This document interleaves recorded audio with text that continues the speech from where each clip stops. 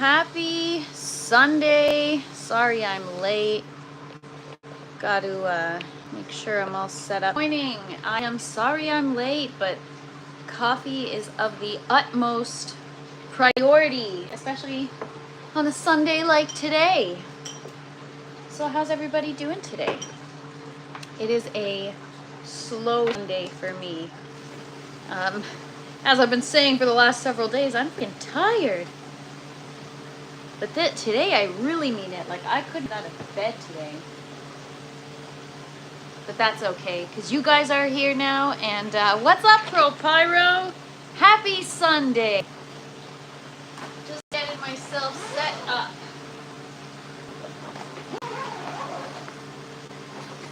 I should have some of the chocolate that Pro Pyro sent me to wake me up. What's up, Gauged Grower?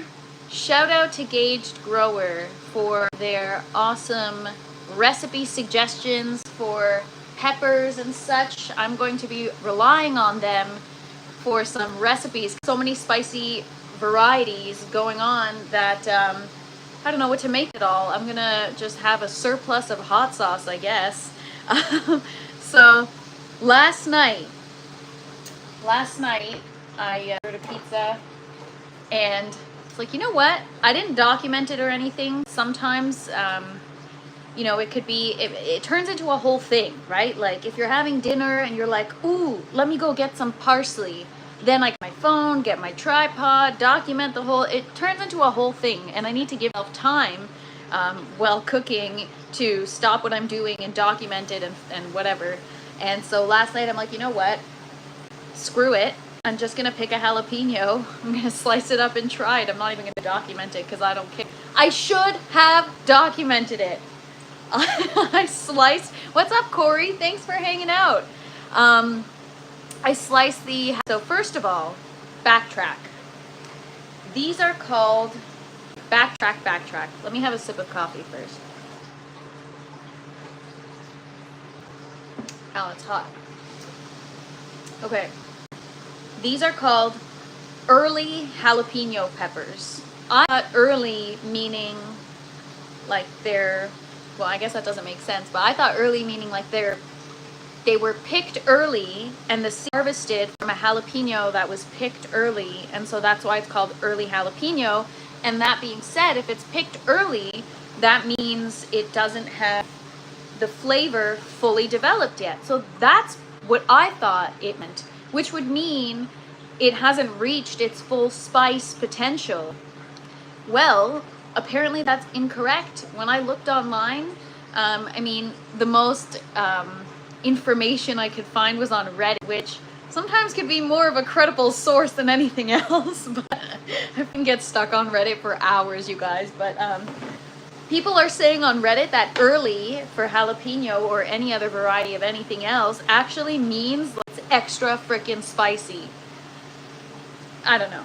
Anyways, I sliced up the jalapeno and I'm like, let me just taste it. And I just touched my tongue to, like, I just put it on my tongue for 1 second and I was like, holy fuck.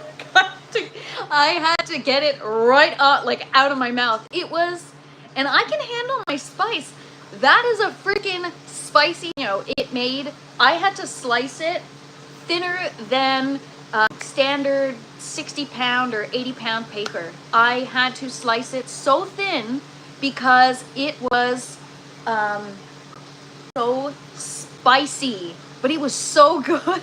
So spicy. So for those of you that were there when I ate the Chinese 5-color pepper, that shit ain't got nothing on the jalapeno. I call jalapeno jalapenos for fun. So if you ever hear me say jalapeno, I know how to properly pronounce it. I like calling it a jalapeno because it sounds like I don't know what I'm talking about, and it's just funny to me. Anyways, I have a weird sense of humor. But yeah, it was really, really spicy. So won't be knocking any of those over anytime soon because I will not allow you guys to manipulate me into eating that on camera. What squad? Thank you for hanging out. No worries. I'm just glad that you're here, and I hope you had a great day yesterday. Hope you had an awesome Saturday. Hope you guys all had a great day yesterday. How's everyone's weekend going? I'm having a really good weekend. I got to hang out with you guys yesterday. We got to transfer our propagated strawberries, and I actually got to see a couple of old friends. Well, I'm calling them old friends because they're friends from high school, and I haven't seen them in a very, very, very long time. And so we reconnected yesterday, and that was really nice. So I had a good day. But I, to be honest, just couldn't wait to get back home and check out the tent. And, you know, I got a taste of what it's like. So I'm very fortunate for you guys. This has been such a great community where I can talk plants all day long and you guys love it. You don't get sick of me because that's what you're here for. What's up, Garden Geek? Happy Sunday. I was going to happy Saturday. Happy Sunday. So yesterday was a little bit of a taste of what it felt like being around people that are just completely disinterested in what I'm doing. Like, they have no clue about plants and aeroponics and, you know, so yes, Death Squad, as great as it was to connect with people, I'm like, are you my people anymore? We don't have anything in common because my life is just plants right now. So no, I'm just kidding. It was wonderful to see them. What's up, CC420? Check out some of your garden on the tail end of GCN last Friday or this last Friday, and your plants look awesome. So shout out to CC420. If you guys haven't already, you should go sub to their YouTube. But yeah, so it was so good seeing my friends. It was just, you know, they're like, so Nat, what's new in your life? And I'm like, well, you know, YouTube and plants and lives and pollination and first watermelon, strawberry. And they're like, what? Cool. Anyways, so you guys taking vacation anytime soon? I'm like, vacation? I love my life. I don't need a vacation. But anyways, so it's just interesting how, you know, when you get bit by the gardening bug, and for others that don't take interest in that, it's CC420 vacation. This right here, every day is a vacation for me, you guys. So yeah, it just made me laugh because I was like, wow, we are now worlds apart. We've definitely changed as people, and but it was still, you know, it's always reconnect with friends. It's always cool when, even though you've got different things going on in life and different things happening, you can always kind of come back together and just shoot the shit and see how each other are doing. That was my day yesterday. That's why I had to rush off, and I had a really nice day. It was really nice, but as much as you guys know that I love to talk, socializing is tiring. So I think that's why I was so tired. I'm not used to it anymore. Now that I have the grow tent, I've become not a hermit because, you know, I'm here and I'm socializing with you guys. But yeah, I've become a bit of a hermit. Don't leave the house much. Just really enjoy spending time with my plants. And if it were up to me, I'd probably have a freaking mattress in here and crash out. CC420 says, what's a vacation? Tropical garden vacay. Exactly.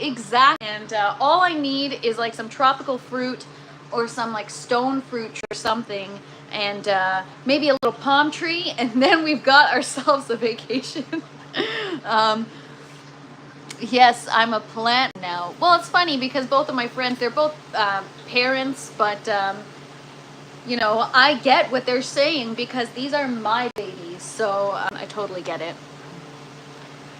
John says, you may have been a plant in a past life. I actually feel like I was, I don't know, maybe like a butterfly in another life or something that hangs around plants all day long, that brings people joy. And yeah, maybe a plant, I don't know. I was definitely something to do with nature, that's for sure. Yeah, I don't know, but this is my life now, and a lot of the people in my old life think that I'm frickin' kooky now. I don't care, man. As long as my plants think I'm cool, then we're good.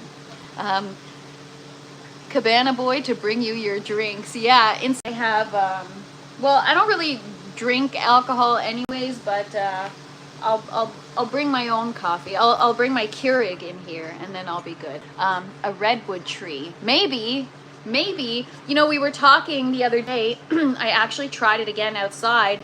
So somebody was in the chat, I think his name was Ethan, and we were talking about the connection between humans and trees, and how if you stand 3 to 6 inches from a tree and you talk to it very nicely and kindly, and you ask for the branches to move closer to you, like to your face, they will.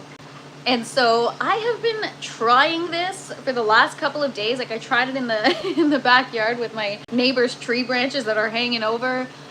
In the front I have a tree as well, and I actually have like a money tree inside as well, and I've tried it and nothing. So am I doing it wrong, or is that guy just I'm just kidding. But I've seen a lot of stuff on YouTube about it. I want to know if you guys have tried talking to a tree. I know that it has a lot of grounding properties, right? Hugging a tree is very good to discharge negative electrons, or, you know, even walking in the grass barefoot. But the challenging thing is now we haven't had rain, and so the grass is like straw, so I can't do much groundwork, but that's okay. A redwood tree. I've never heard of a redwood tree. And bristlecone pines. I'm gonna have to look that up. That sounds like a funky kind of tree. MF Clone says, what a beautiful Sunday. Thank God. Hope all is well, beautiful people. Well, it is now, because MF Clone is in the house. What is up? Happy Sunday. Thanks for joining. Garden Geek says, just eating a fresh cucumber off the vine as we speak. Well, I've got one right here. I'd join you in that, but mine isn't red picked yet. So you enjoy on behalf of all of us, and congratulations. I know the challenges with cucumber, and so I'm happy for you. What's up, William? What's up, P. Outed? Thank you so much. You are so kind. John says, I think the perception of time is different. Plants follow the sun spectrum. Takes time to see. Okay, so you know what? I must have been a plant in another life, because I wake up at like 4 in the morning naturally. I'm out by 5, rising the sun, walking, and I'm past the F out by like 8 o'clock, you guys. So maybe I was the sun in another life. What about that? Is that a little too ambitious to say? I'm just kidding. But yeah, I mean, I'm not like a crazy woo-woo person, but I do believe that past lives are a thing. You know, you never know what could be true. You never know. John says the bristlecone pines are supposed to be the oldest living organism. Wow, we're gonna have to look that up. I'm going to take note of that. And I'm not the researcher type, as you guys know. That's interesting enough for me to look at. Unknown name. Good afternoon. What's your name? So you guys, what's new today? Well, I didn't know this until right now, until I just looked over, but we have our 3rd strawberry flower that just opened. So we are gonna go and hand pollinate, but before that, I'm gonna take you guys around, show you around the tent, show you what's going on. William says you love doing gardening. Yes, I very much love gardening. It is my greatest passion in my life right now, and I think it will be for the rest of my life. Once you go green, you don't go back. Like I'll never go back to not having a garden. You know, when I talk about where's life taking me next, and you know, what's the next step in my life, the answer always involves plants. It can't not. Now this is just, it's just the biggest part of my life. I don't know how to describe it. I just love having a garden. I love taking care and cultivating, or whatever you want to call it, growing plants. I love troubleshooting. I love hanging out with you guys. Yeah, they looked it up and says 4,800 years old.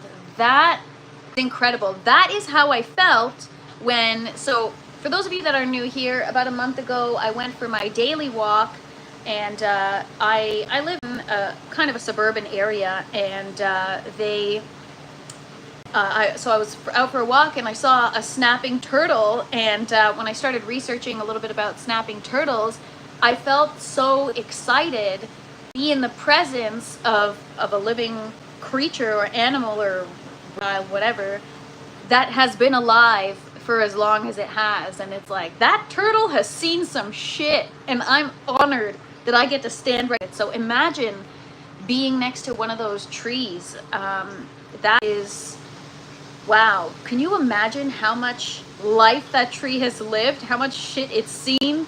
I mean, it probably hung out with Christopher Columbus or, you know, Jesus Christ. I don't know. That's crazy. John says, on a road trip, I visited there. It was amazing.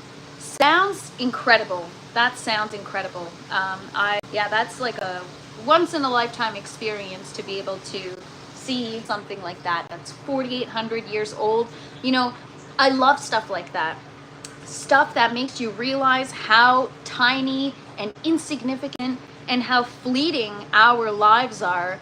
You know, like, I don't know how to explain it. It's just things that are so much bigger than us are so fascinating to me. What's up, Toby's Garden? Thank you so much for hanging out. Cheers, you guys. Happy Sunday. All right, I'm gonna take you guys around, show you what's going on in the grow tent, and let's get to it, you guys. Sunday fun day in the grow tent. Whoop whoop. All right, so this almost dried out again, but as soon as I lifted the lid and gave it some oxygen, we've got seedlings. Whoop whoop, I'm so excited. Look at that. So I've got, I think 4,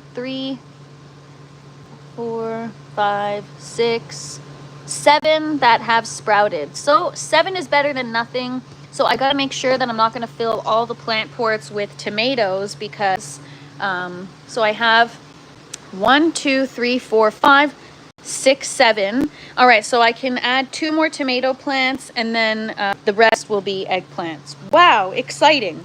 So orange tower, really gotta just eat it, get it cleaned up. We're gonna be starting our next orange tower run in the next 2 to 3 weeks. So if you guys are interested in learning how the tower works from start to finish, from, you know, harvest to tearing it down, cleaning it, reassembling it, I will let you know when we'll be doing those lives, but I will take you with me and I'll show you guys the entire process. It is pretty easy. These towers are so freaking convenient, and so I love it. When I'm done the run, clean it, and boom, we go start all over again. So I've got kale, sage, a lot of romaine. I'm gonna have to eat all of that. So much sage.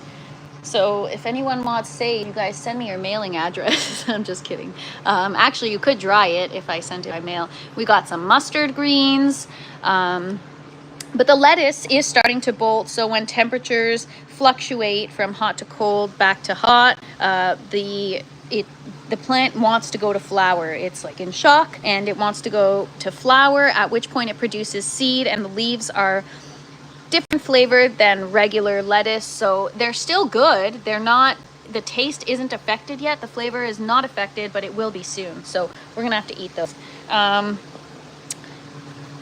The yellow tower, I'm gonna have to deal with this algae. I've actually been looking into using some, so I know I use hydrogen peroxide, and this is a similar thing that you can use to help mitigate algae and stuff, but it's called hypochlorous acid. And I might be starting to implement that just to see if it helps deal with the algae. The algae with the yellow tower is worse than the others because it is so light in color. So there we have tons of parsley.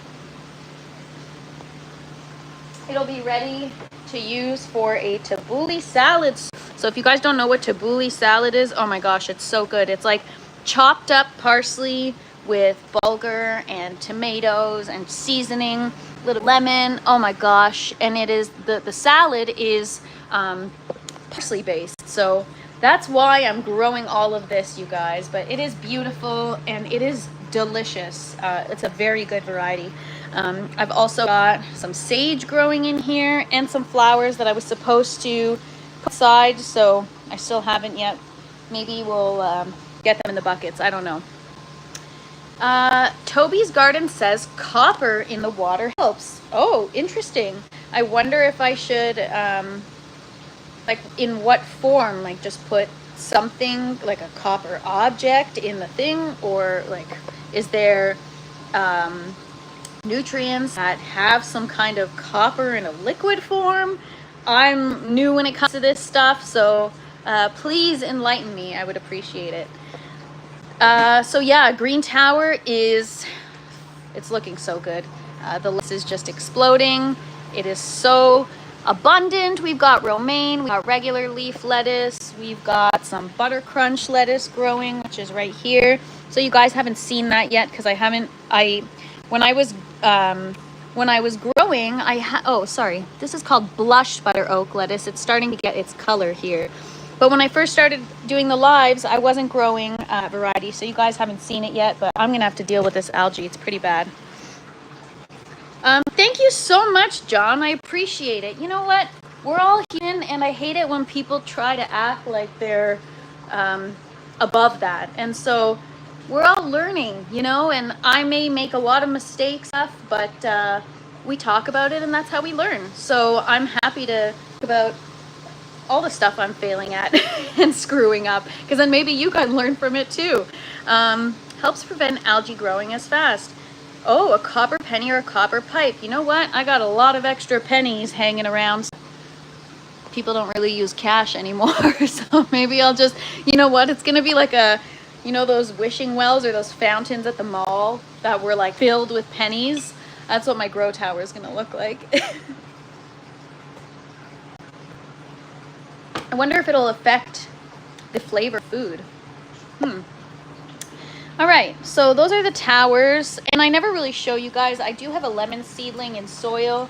I'm still trying to figure out how to tend to it. I did put some bloom and CalMag. We finally have new leaves unfurling. It's been through it, you guys. It's about 4 years old now, and it's not fruiting, so maybe I'll be able to get it to fruit. We'll see. Death Squad was actually telling me something interesting about slugs and copper, right? Was it slugs that they like get zapped by the copper or something? I don't know. You should share that with the chat, because that was really interesting when you reached out to me and told me that. Clearly, I didn't retain it very well, but it was interesting.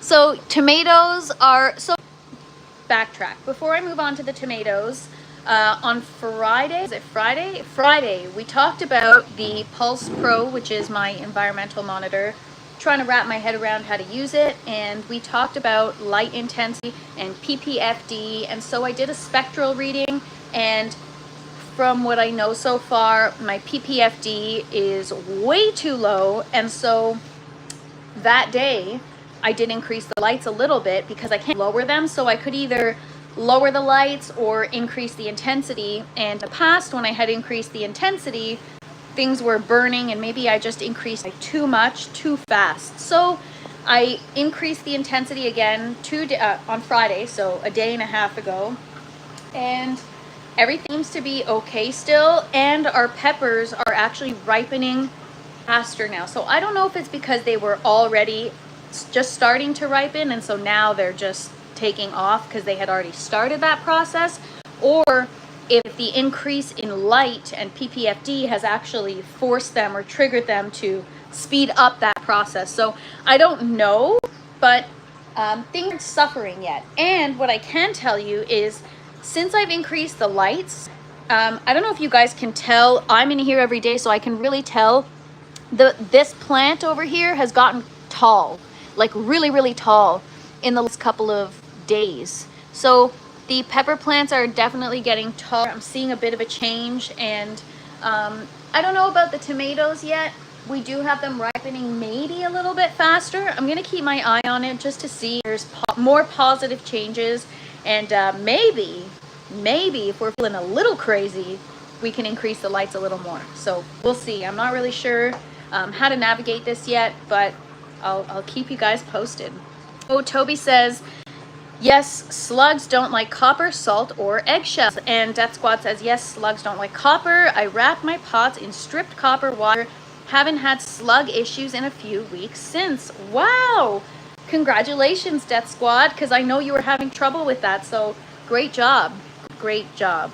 Yeah, so tomatoes, we've got some that are starting to ripen. We've got a lot of tomatoes growing. It's just we're waiting for them to ripen. So finally, these ones are, everything is starting to happen faster now. The cycle from when the flower develops into a fruit and then from when that till ripening, it seems to be happening quicker now over the last couple of days since I've increased the lights. So I don't know if that's what's responsible for it or if it's the stress because there were pressure issues with my lines because yesterday my lines weren't working well. I had to actually go back last night and check inside each bucket, remove every nozzle, let whatever's clogging the lines up kind of just clear out, run the water so that everything can just, like, I just, what's the word I'm looking for? Flush everything out and then put the nozzles back on. I did give them a feed yesterday. I put in the CalMag and this morning I added the bloom.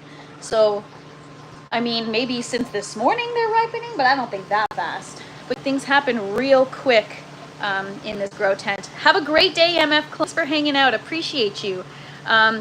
Potassium for fruit, flowers, etc. Yeah, so I gave them, this is what they're on right now. Everything in the buckets is on Flora Bloom from General Hydroponics. But yeah, I honestly don't know, but I'm not complaining. Things are moving along and that's what I've been waiting for. So as you can see, we've definitely got more color popping up in the garden, which is exciting. Cucumbers, I just posted a video, a short this morning to show you guys the results of hand pollinating. So finally, we reached a point where we know how to hand pollinate. We know that you have to implement calcium or CalMag when you're growing cucumbers, because what I've learned, and I don't know a direct correlation, but there's some kind of correlation between adding CalMag and flower production as well as pollen production. So, you know, my first grow, I wasn't using CalMag. I had tons of flowers, but the flowers weren't producing pollen. And so hand pollinating was the biggest chore because I was doing it consistently over and over and over again and nothing was happening. And so then I started increasing the CalMag. Like, you know what? F this. I have nothing to lose at this point. I've lost so many cucumber plants that it is what it is. So I did it, I increased it, and now I can't even, like, I can just flick my cucumber flower and there's pollen falling. So if you're not getting pollen in your cucumber flowers, something is wrong. At first, I was like, oh, maybe it's just microscopic and I'm just, you know, transferring something that's more or less invisible to me. But then when I started hand pollinating the watermelon, the pollen was so visible that I'm like, no, something is wrong, because it's the same family, right? Watermelon and cucumber. And yeah, I was like, something is wrong. And I'm glad that I increased it, because now I have so much flower production, and within those flowers there's a lot of pollen production. And so now hand pollinating, I'm not resentful anymore and I'm not irritated by it anymore. It's actually become fun. So what used to feel like a chore has become fun. You know, every morning I throw on some classical music, I grab my paintbrush and I go around and I hand pollinate and I just hang out with my plants, and it's actually become a really nice meditative morning practice for me. So those are my mornings. These are my cucumbers. We got some back there, right here. And for those of you wondering, these are straight 8 cucumbers. So they grow about 6 to 8 inches in size. They are delicious, super crunchy and sweet and juicy. They are great for pickling as well. Yes, Toby, I'm making my way down the line. We're getting to the peppers right there. I will be right there. So we've got some flowers blooming. We're gonna harvest these today. You know what I missed telling you, and a lot of you probably don't care if you don't grow these flowers, but with zinnia specifically, before harvesting, you have to do something called a wiggle test. Now, if they wiggle like this, they are not ready to be picked. They should be completely firm, and so when you shake them, it shouldn't move more than this. So the ones that I've been harvesting, I think have passed the wiggle test, but yeah. So also, as promised, we'll be showing you the outdoor garden today. It's a little bit underwhelming compared to this garden, but it's there. What's up, Palmetto? Thank you for hanging out. These are our dahlia plants, dahlia flowers. They'll probably take time to flower. They still have to produce their tuber first. These are our strawberry cuttings that we took yesterday. So this was the one that rooted really nicely for us and we were excited about. We propagated it inside a root ball, and then we transplanted it into a 3-inch pot where it'll sit in the buckets right next to its mama. And then this one is the one that we propagated the same day, but by cutting the runner and putting it in water. And so the roots are significantly less, but nothing wrong with a little A and B testing just to show you guys the methods that are more effective. But this is our big mama over here, our mama strawberry plant. She's beautiful. So I'm really excited, you guys, because I've been trying to grow strawberries for a while now, and I think I can officially say that the first strawberry that hand pollinated officially looks bigger today. It really looks like it's growing. So there's our first strawberry. Then yesterday we pollinated this one, or I pollinated this one, but it lost its petals. So we'll see if it continues to form into a strawberry. But yes, Death said, I agree. It's growing for sure, especially compared to this one right here, right? So that's how it looked at first. And every day we've got some growth. So I'm just nervous, you know. I don't want to count my eggs before they hatch, but let's freaking count them because we're excited. You know what I mean? So this flower we're going to pollinate shortly. And, you know, this cluster is the money cluster right here. Look, flowers starting to come up. So it started with 2, and now we have like 3, 4 more growing. And there is a flower growing here, but I don't know if it'll make it. We'll see. We're going to see what happens. So those are our strawberries. Watermelon. There it is. Sugar baby. It's developed kind of like a little bit of a film. I've heard that some plants develop a bit of a waxy film just as a defense against pests. So I don't know if that's the case. I'll have to look it up, but check that size out, you guys. It is huge. It is bigger than a golf ball, bigger than a ping pong ball. I would say it's almost, not quite, maybe in a few days, a tennis ball. So we went from playing golf to playing tennis, and here we got a little gumball. So those are the sugar baby watermelons, and I'm so excited to show you guys. Toby, this one's for you. These are chilies. These are Chinese 5-color peppers, and actually, I might throw up my green screen and show you guys something. So when I go to the site that I purchased seeds from, so first of all, I'll give you some background. They ripen into 5 colors on one plant at a time, which is gorgeous because that's really rare. Normally, you know, when you fruit, it's 1 color per plant, depending on what you're growing. These have different ripening stages, so this is going to turn, it went from purple to yellow to orange to red. Sorry, purple to pink to yellow to orange to red. And so there's the pink stage back there. But very exciting to see these ripen. They are 30,000 to 50,000 units on the Scoville scale. And we've got ourselves quite a little tree here. So this morning I went to the website of the farm that I bought the seeds from, and I started reading more, and apparently this cultivator, they discovered the variety and they were able to cure some seeds, and so there was like a fire at the farm or something happened where they lost all the seeds, and apparently it's a really rare fungus. So I didn't know this. I just bought it because I like colors, and I saw the colors. I was like, ooh, pretty. But yeah, apparently they're a really rare variety of pepper. They're called Chinese 5-color peppers.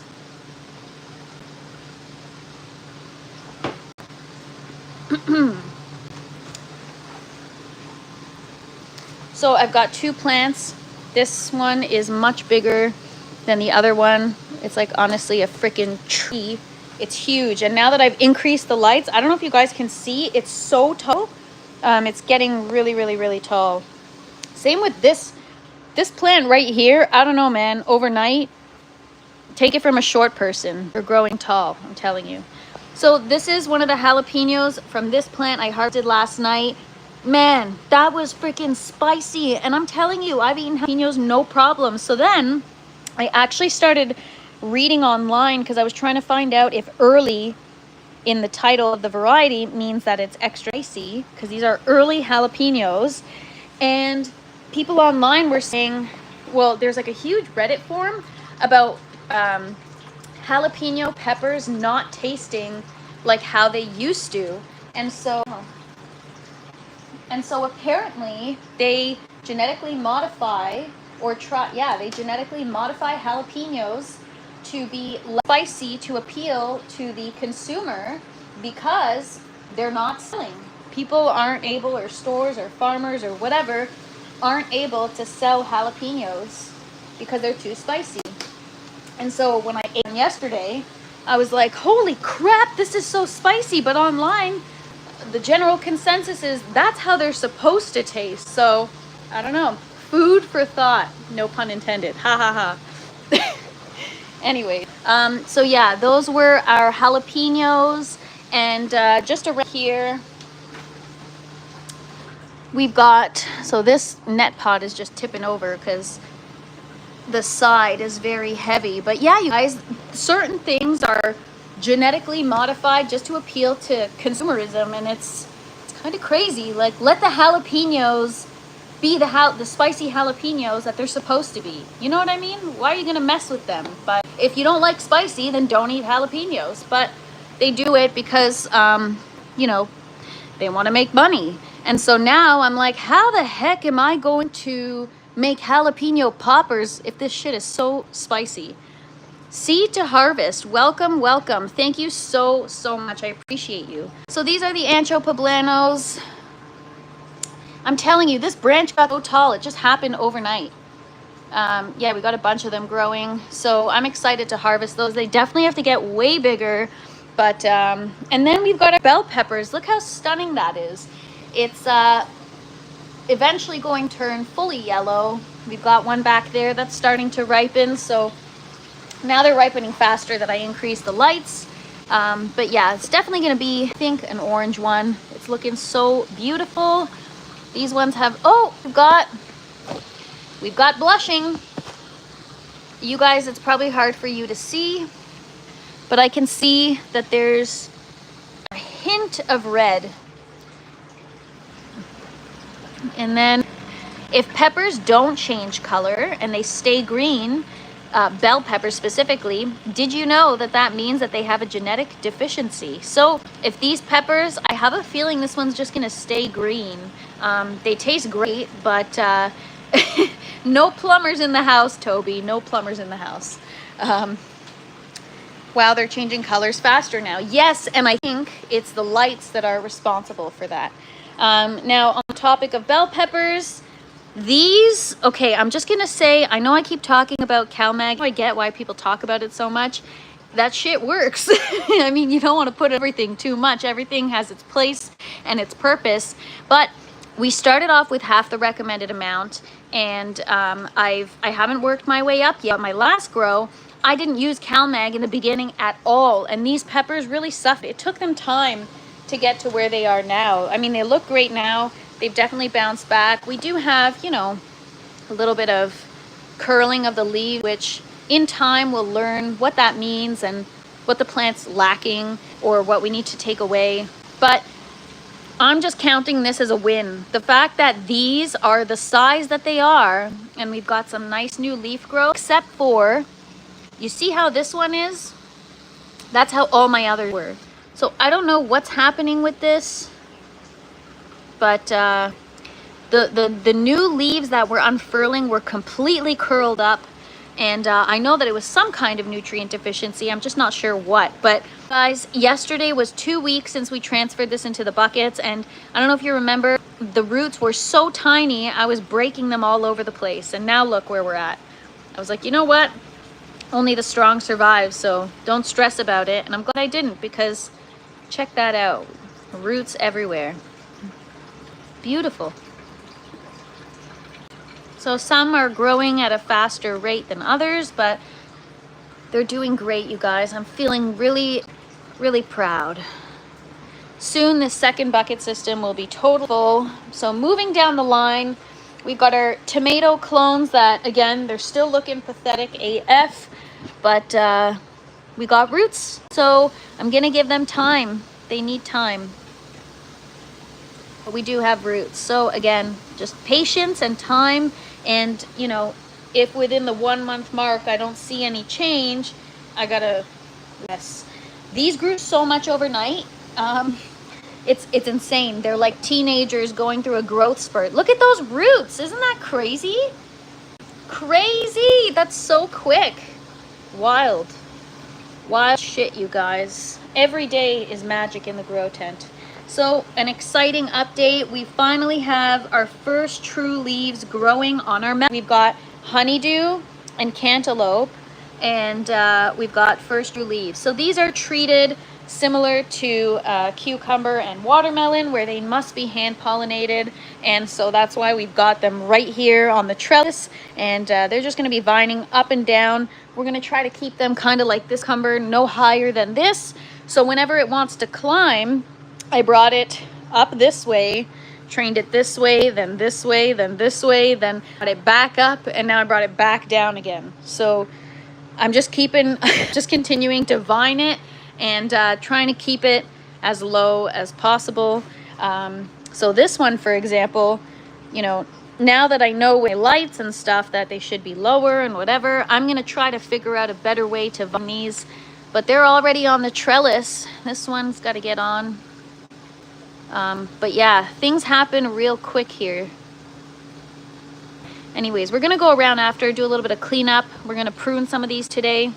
The wild part about these, in my opinion, how are they already flowering? So that's just so crazy to me. I don't know, I just planted them, and like, do we have any cucumbers growing yet? Any flowers? So yep, it looks like, well, I don't know what variety it is, but it could be a lemon cucumber, we'll see. Anyways, already got flowers, already grabbed onto the trellis, and those are the rest of them. Check out, oh my goodness, wow. Always a nice feeling when you pop the hood and all you see is white, clean roots. Oh my God. You guys, I'm so turned on right now. Look at that. Wow. Wow. Might be the cleanest roots I've ever had. Jeez, that looks so good. Oh, excuse my language, sorry. Try not to swear on these lives, but sometimes I can't help it because, you know. What's up, Anthony? Happy Sunday. Thank you for hanging out. So those are the cucumbers. Yes, that looks amazing. All right, all right, all right. One more encore for those sexy roots. Look at that. Beautiful. Feeling good about this grow, you guys. Feeling really good. But yes, I think that's something also that implementing hypochlorous acid might help with, is the general root health. Did I miss anything? I feel like I missed something. Anyways, whatever. Those roots look so good, so I'm gonna get some gloves on and I'm going to prune. There's just a couple of suckers that we got to prune on those cucumbers. We're also gonna look at our second strawberry root ball. We might be able to transplant the strawberry, the third strawberry clone. So we're gonna check that out and see. But wow, those roots look so, I'm really proud.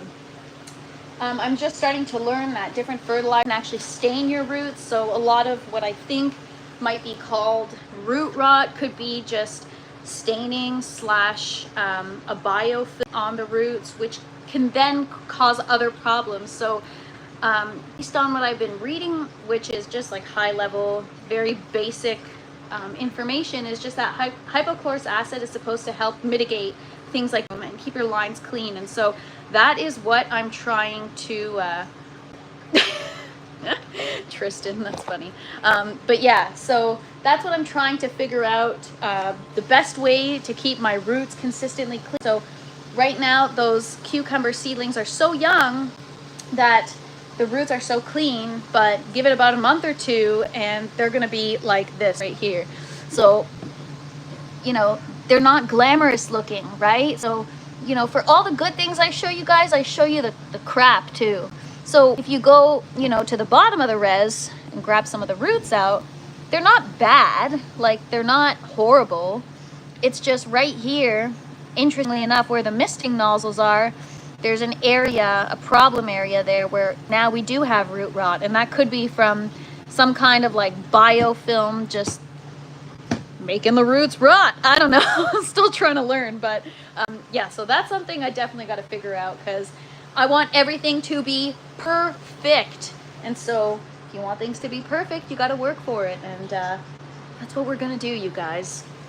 All right, I'm my skizzers, and we are going to go to the cucumber. First coffee, then cucumber. All right. So this is something that from my previous grows I've learned. Nothing happens with cucumbers and then one day you're like, what the hell? Where did that come from? So you got to stay on top of your pruning if you want to keep things neat. Otherwise, if you don't care and you're growing outdoors, then whatever, man, have fun. But while these are young, I'm going to cut off any of the side shoots that are also known as suckers. So, I mean, these are a little bit of a different variety. However, usually with cucumber, you have your main stem, your fan leaf, a tendril, and flowers. Anything additional is considered a side shoot.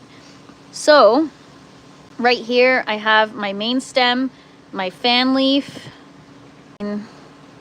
Should be a tendril here, but this right here is a side shoot. So I'm just gonna get rid of it. You can probably propagate it, but we've got enough cukes for now, you guys. So here I've got a whole, yeah, it's gotta be a side shoot, right? I can't tell, like maybe it's because it's a different variety, it's got a different way of growing, but whatever. We're gonna just prune the bottom anyways. So,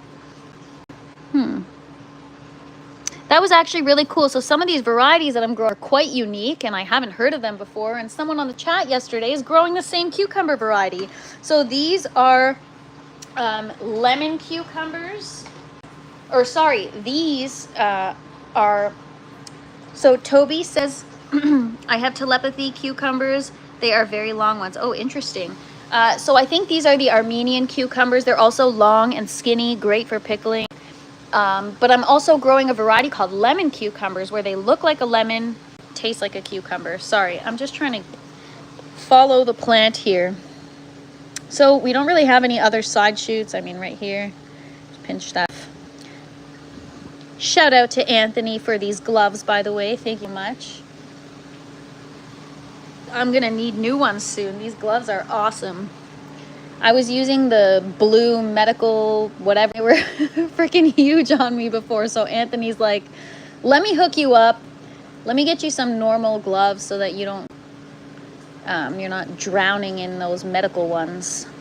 So what I'm doing right now is I'm kind of forcing it into the trellis. This is the impatient side of me. It's like, let me try to wrap the tendril around myself.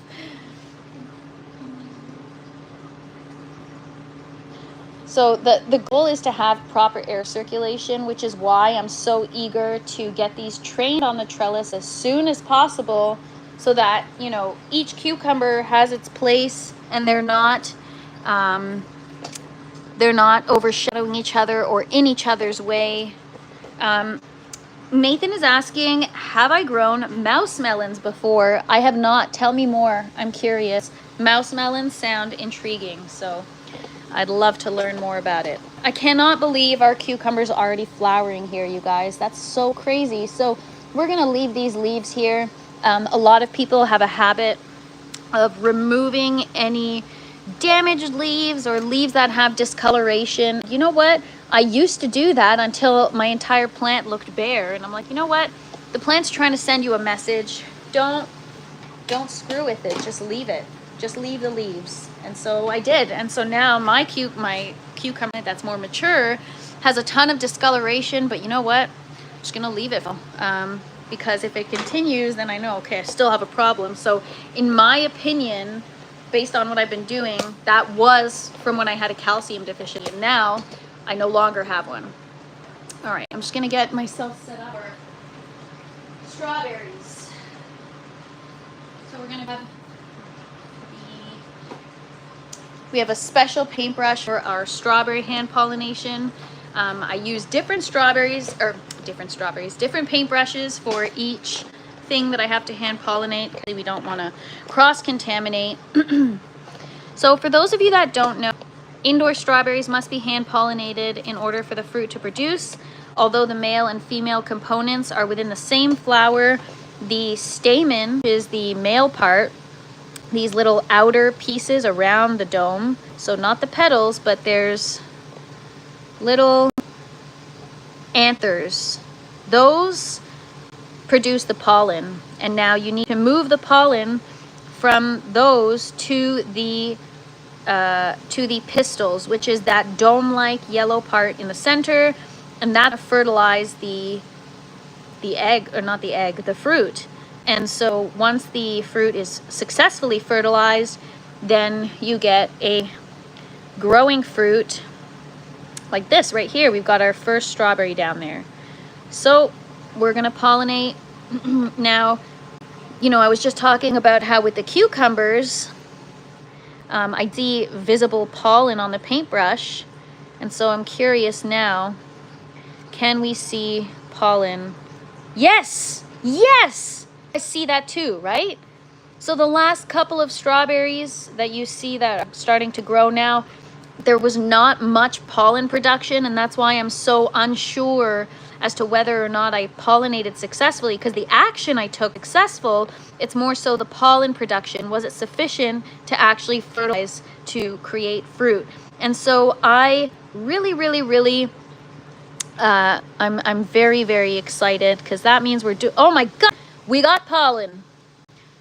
Wow. All right, so it is said that you can pollinate a flower with itself. However, if you want better looking, better tasting, and just overall better developed fruit, you're gonna want multiple flower interactions. And so that would require having an abundance of flowers open at the same time so you can pollinate them with each other.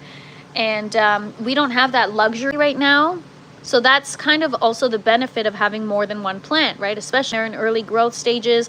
When you get that early flowering, you can kind of pollinate from one to the other. And it's just going to help maximize your yields, maximize the quality of your fruit. And yeah, it's just all around. So I'm confident about this hand pollination right here. I think we're doing it okay. There's really nothing to it. Even a breeze, I've seen people take their fingers and literally just rub, and I'm like, oh my gosh, looks so brute. Tristan says fan blowing might help. Yes, I do have fans. I've got, trying to show you guys, got a fan up there, and I've got a fan on the other side, but unfortunately, it's not enough. Things like tomatoes and peppers, they're perfect plants. They have the male and female components within the same flower, and they can self-pollinate. So sometimes those just require an additional breeze, but these in particular, they definitely need an additional hand. And the more you do it, the more effectively you do it, the better your strawberries are gonna be, right? And so if I'm looking to avoid the grocery store, why would I swap out crap grocery store strawberries for crap homegrown strawberries, right? The idea is to level up and make it better than what we can get from the store. And so that's the goal, you guys. Hippie J, yeah, smash that like button, y'all. Thank you so much for watching, you guys. I appreciate you. Hope everyone's having a great day. Toby says, I'm used to getting my hands dirty. Hydroponics and hand pollinating is new to me. Well, you know, it's like outdoor gardening is new to me. I'm familiarizing myself with soil gardening, and I feel like I don't get to, I feel like I'm missing something because I don't get to look at the roots. Looking at the roots helps me understand. And so it's like not being able, it's like having an open textbook test versus, you know, at least here I can open the textbook and I can see, but over there outside in the soil, it's more challenging. Thank you so much. I'm not going anywhere yet. I still got to show you my outdoor garden. So if you guys got to go, by all means, but we're sticking around a little. So I'm gonna pop open my root ball. We're gonna see if we've got more roots and if we're gonna propagate that. But and then taking you guys outside, I want to show you. I'm having some challenges with my outdoor garden. Outdoor cannabis, no, it's just flowers. These, I'm growing dahlias, zinnias, and celosia. I just really enjoy flowers, so it's more of like a hobby. You know, I just started it last year for the first time. I saw this girl on Instagram. She's got this flowering farm. It's called Floret Flower, and the shit she creates is just incredible. And right away I was so inspired. Actually, it started off when I was working at this job, and this woman that we were working closely together, we were collaborating, and every day she'd bring in new flowers for me, and they were like these huge flowers that were just like, holy crap, and it would bring much joy. And I was like, where did you get those? So she told me about Floret Flower Farm, or Flowers, whatever. And so I started looking into it, and this woman actually started selling her seeds. She breeds and cultivates her own flowers. So I was like, you know what? I got to get my hands on those. And similar to the indoor garden, I just went for it. I didn't do research. I just kind of read the pamphlet that came with the seeds, and I'm like, all right, let's go for it. And I grew. I had a really successful flower garden, and I was able to give to like friends, family, neighbors, and people are, holy crap, you grew those? So it was like, I don't know, it was like mind-blowing that I've never really done soil gardening or outdoor gardening at all. And last year I'm like, you know what, let me just try this out and see. And it was like so successful that I'm like, maybe I do have a green thumb. So I had such a good time. And again, you know, when it was part of a bit of a healing journey for me. I was going through something in my life, and just having the flower garden as well as the indoor garden. But last summer I really neglected my indoor garden because I was so excited about my outdoor flower garden. And so that really helped me move through a lot of difficult things in life, and I just love it. So it's, somebody on the chat yesterday was like, oh, I can't wait to see your outdoor garden. I'm like, it's honestly really underwhelming compared to the indoor garden, but it's good for my soul. And so I'll just share it with you guys. But first we're gonna check out the strawberry and see if we can move it, because if we can, we've got to speed things up, guys. You know, we've got strawberries to grow, food to be grown and eaten, and not a minute to waste.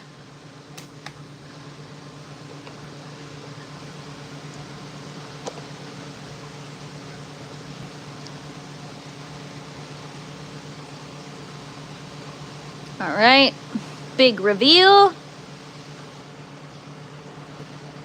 So there are roots for sure. Excuse me. And they're growing through the sponge. So I don't know if it's time to remove her or not, but we might try. All right, let's see here.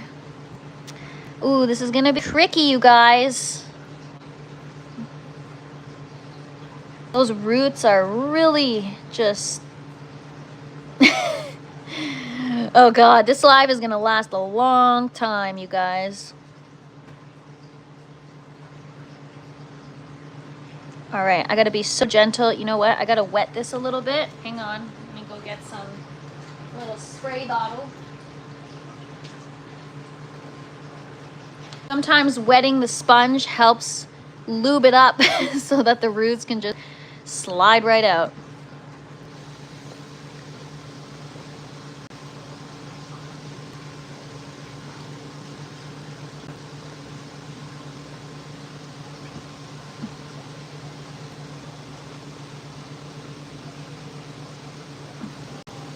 We actually might be better off separating it from the mother first and then pulling this out. So let's do that. I'm gonna go get some scissors. So typically when you're trying to propagate strawberries, it is best practice to root the runner prior to separating it from the mother plant. So that's what we've done. So here it is. And now we've just got to work on getting these roots untangled.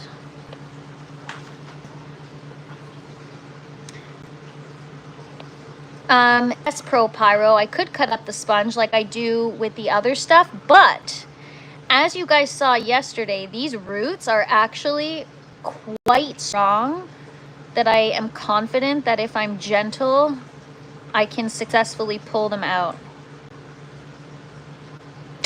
She says as she freaking breaks one. That's so funny.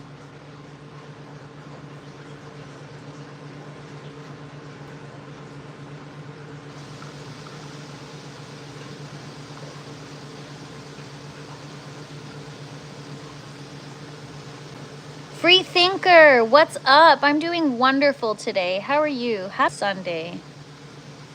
Thank you guys so much for hanging out. Appreciate you. Hope everyone's having a great weekend.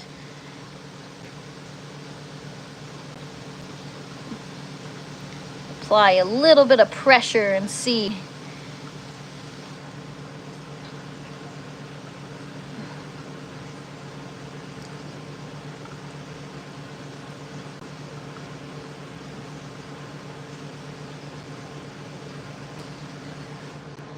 You know what? Pro Pyro's suggestion might be the best one. I think I can do it, you guys.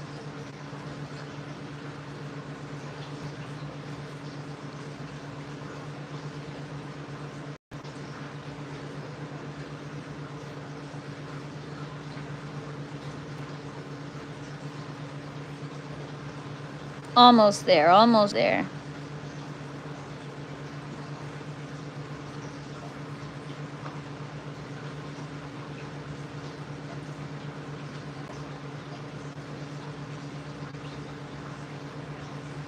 Jeez, these roots are like really strong. They don't want to budge.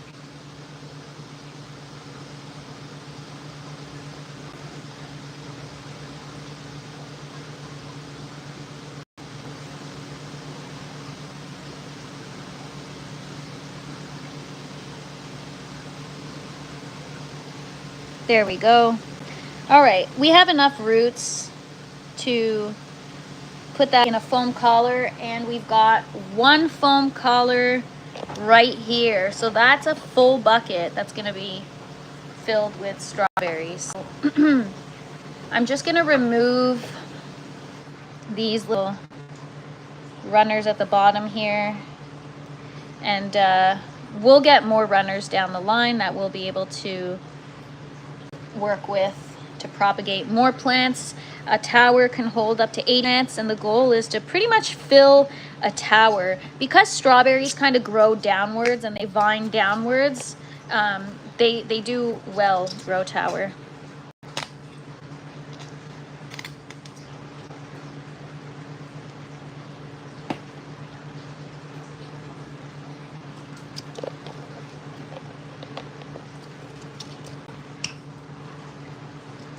So I want the roots to reach the bottom of the net pot so that they can easily get saturated, so that we don't have any wilting or stress beyond what's already happened.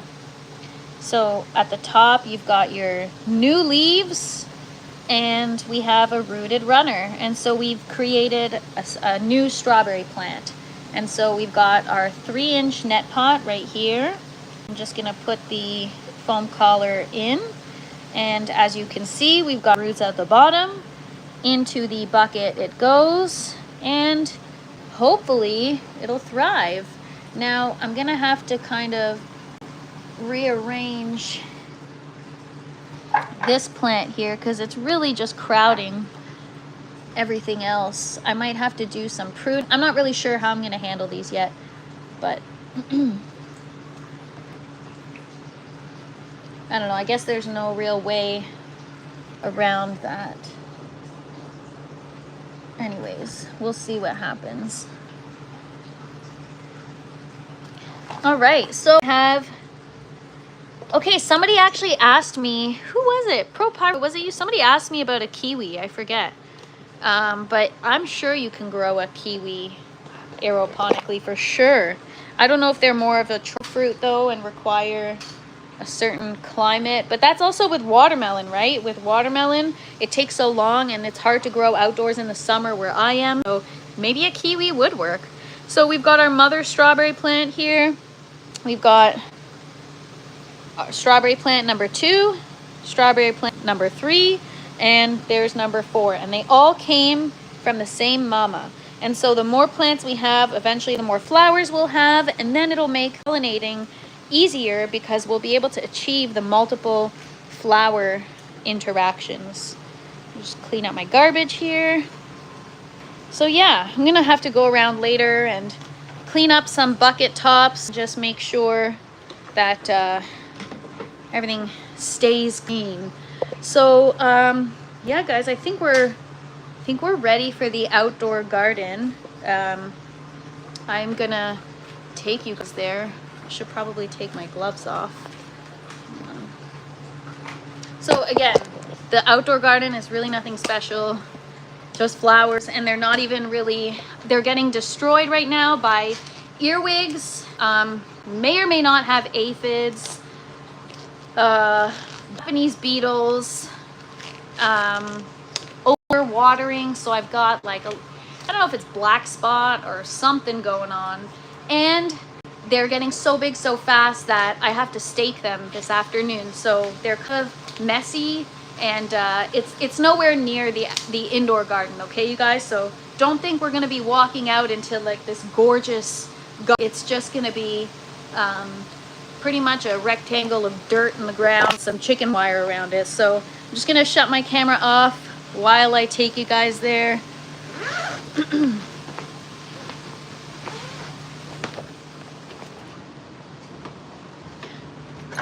So I've got 3 varieties that I'm growing outside, and we will finish off today's live with an outdoor tour of the garden.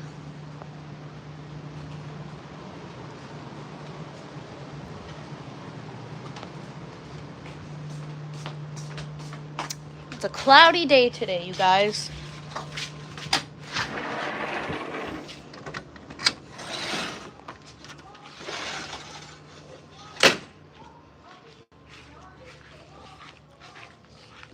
All right.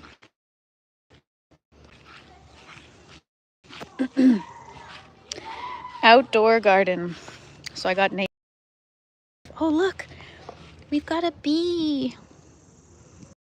I can watch this stuff all day. Look how cute it is. If anyone knows what kind of bee that is, you let me know. The more the bees pollinate the flowers, just turned it off.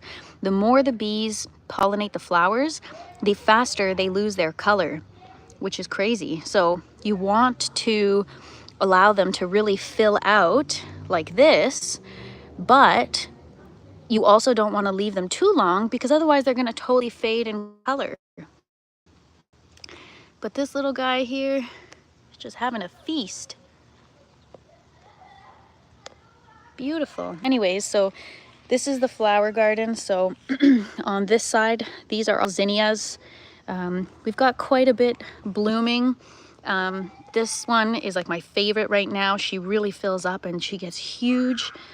These, I just bought these this year. I'm really not a fan. Like, they're cute and maybe for filler flowers, but I got a ton of them growing, and they're supposed to be a Cinderella variety, but whatever. They're not the nicest. These ones are the floret flowers. They're stunning and huge, and they really like cupcake. They like stack. I don't know how to describe it. Like, these are also floret flower. This variety is called Precious Metals. It's got like a metallic-y sheen to it, and as they get more mature, they really develop. But look, size of my hand, they're huge blooms. Stunning. And then I've got some really nice bright ones here, but look at what the Japanese beetles are doing. You see that? They're ruining everything. And it's from, oh, we got another little guy right here. Look at that.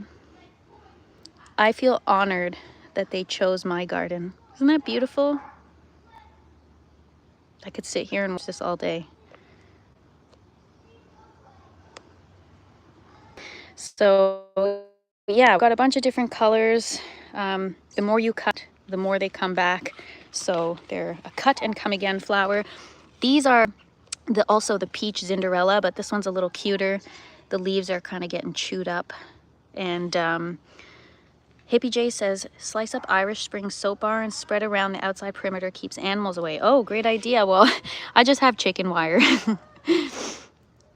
Oh my gosh, there's bees all over the garden. Beautiful. I love this one right now. This is the purple Cinderella. These are from Vessi Seeds. I'm just trying a bunch of places. So I added a stake here this morning, and I'm gonna have to, this is one entire plant right here, and it's kind of falling over, but she's huge. And these are the celosia that I direct sowed into the ground.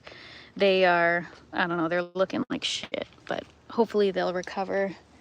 And yeah, I planted everything without a rhyme or a reason. I just put whatever colors anywhere, and if it bloomed, it was a surprise, and that's it. These are the celosia. They're finally starting to open.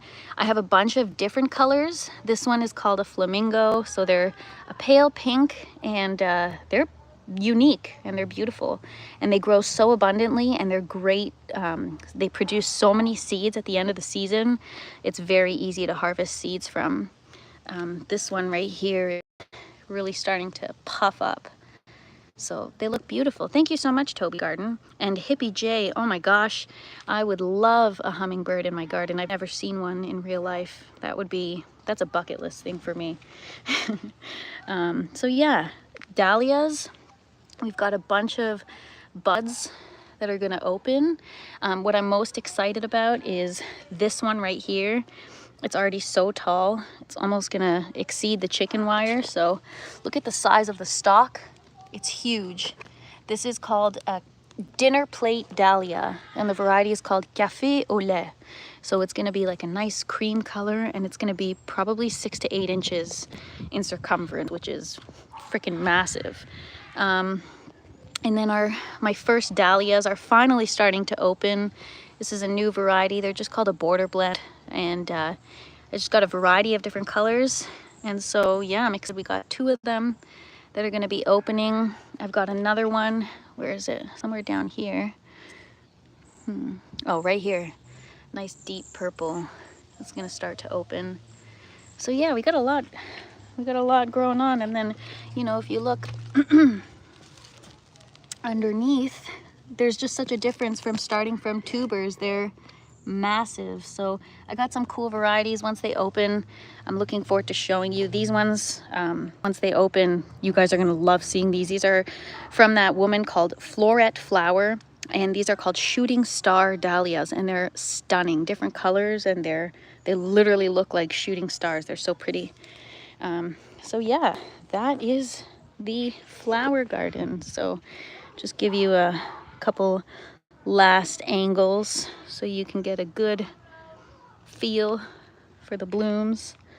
But yeah, I got a lot of purple in here because purple's the best. Look at that. Beautiful. So yeah, guys, that is the flower garden, and that is the Japanese beetle tree. So I'm gonna have to deal with that. I don't know how or when, but I will. Maybe I'll be out there today with the saw. So that's it, you guys. Thank you so much for joining. As always, I have a great time, and I appreciate you guys for watching. So tomorrow, same time, we're probably gonna do quite a bit of pruning, and maybe start some new seeds, because we've got our orange tower where you have to fill up. So on that note, everyone have a wonderful rest of your weekend. Happy Sunday, and we'll see you guys tomorrow. Bye, guys. Oh, and don't forget to like, share, and subscribe. if you haven't already. Bye guys, thank you so much. Live every day. Yes, I go live every day, 12 p.m. Eastern time. Bye guys, have a good one.